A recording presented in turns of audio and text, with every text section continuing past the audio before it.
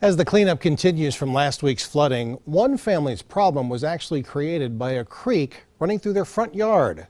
First News meteorologist Rod Cowan was in East Liverpool today to see the impact and cleanup efforts.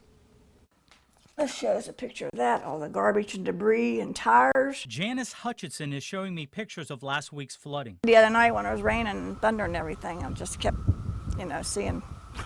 hoping that it don't take any more of our yard. As you can see, the distance between Janice and Jerry has grown considerably from the small creek that ripped through their property along Hollywood Avenue in East Liverpool. This place was a mess. It was all flooded. The whole valley was flooded. The whole yards, everybody's yard was flooded in the back, and I could just see everything that we just got done planting, flowers and shrubs and everything going down the creek. 20 years ago, Jerry, with the help of a neighbor and a crane, installed these two giant culvert pipes. They were put there in an effort to prevent flooding, but several large truck tires blocked the stream and kept it from flowing. The Hutchinsons had to rely on friends and family who volunteered and built a sturdy wooden bridge across the no-name creek just so they could get into their house. I have a brother that's reaching out to some people, and my neighbors have been great. They come over and helped us, and it's just a sad thing.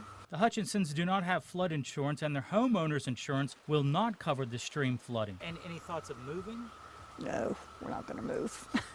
Don't plan on it anyways. Yeah, might move out in the garage. Oh, he said he might move in the garage.